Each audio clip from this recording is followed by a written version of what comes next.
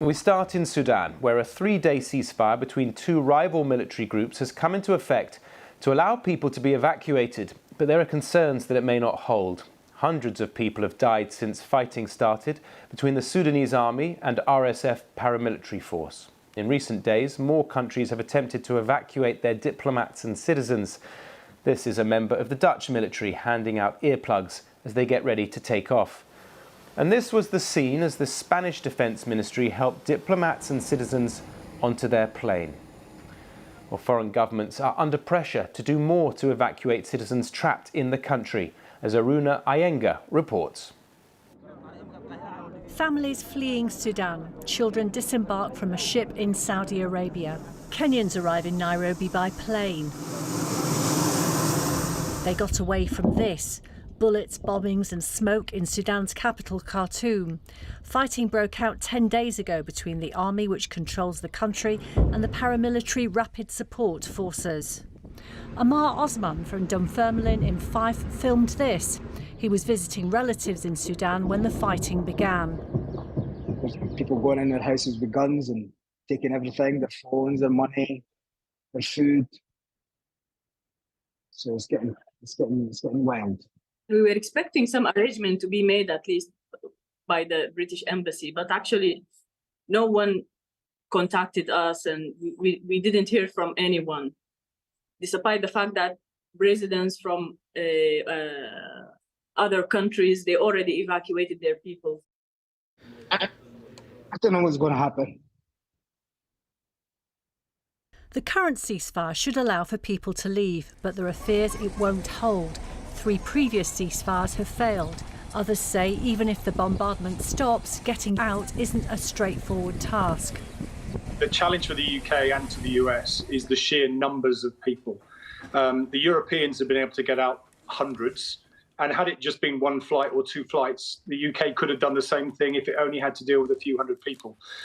When you're dealing with up to 4,000, all of whom have got to be collected from individual houses, you may not know where they all are. Some will be infirm or old. There'll definitely be children involved. The risks are so much larger, and the window that you need to move that 4,000 people has to be longer. So what are the possible routes out of Sudan? Some have been evacuated by air. They've boarded buses in Khartoum and driven 20 miles north to a small airbase at Wadi Saidna. From there, they've been flown largely to Djibouti. Others have gone by sea from Port Sudan on the coast. Other foreign nationals have tried to escape by land through Egypt in the north. And Sudanese too are on the move.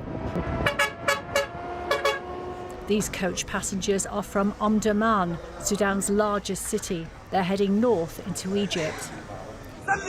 Meanwhile, civilians in Khartoum are being told to stay inside, but food and water supplies are running low. Aruna Ayenga, BBC News. Well, in the last few minutes, the British government has said it will help the departure of British passport holders from today, Tuesday. Seats will be allocated on a priority basis, starting with family groups with children, the elderly, and people with medical conditions. They say they can only evacuate British passport holders and immediate family members, and they say they will contact those who are eligible for evacuation directly. And they've asked people not to make their own way directly to an airfield.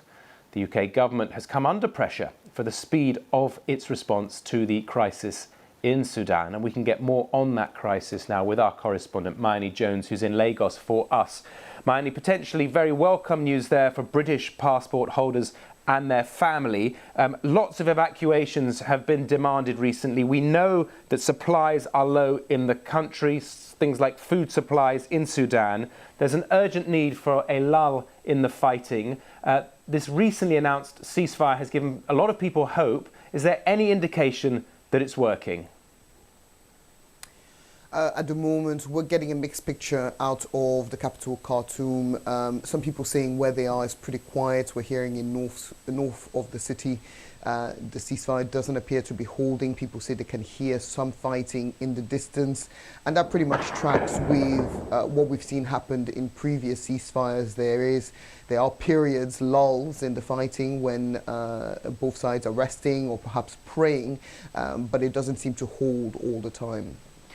Yes, and of course the UN Secretary General has warned that there could be this catastrophic conflagration, as he put it, that could engulf the whole region. So there's a lot at stake from this ceasefire to dampen down the conflict overall. Do you think that that could happen?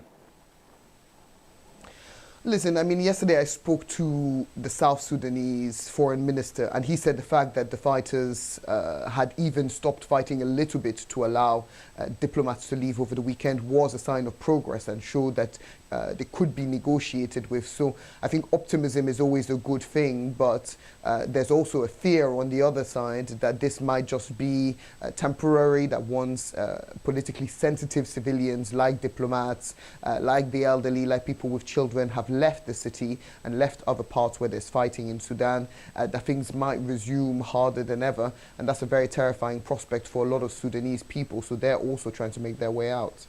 I guess this news from the British government will give people hope that they're taking this ceasefire seriously. But there's key infrastructure that's been hit across the country. As we know, water pipes, the internet is down. So for those that won't be able to leave the country with the robbing and the looting, they're still living within a battlefield.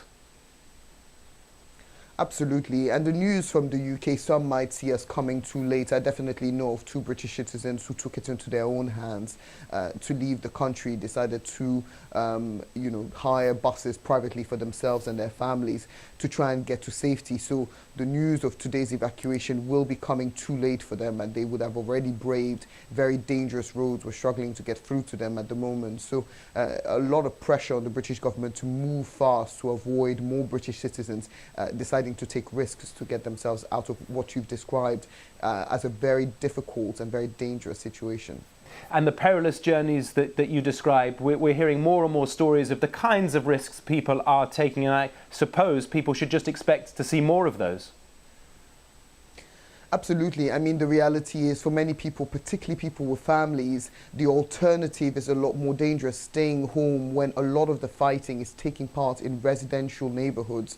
Members of the RSF, the small paramilitary group that's been fighting the Sudanese army, they've decided to take to the streets where they can hide and use that to their advantage when fighting against the army. And that puts a lot of civilians at risk. They say they're essentially being used as human shields. And that's why for many people, even though the roads are dangerous, even though there's uncertainty at the border, they'd still rather take those risks than stay somewhere where they're running out of supplies and there's fighting right on their doorstep.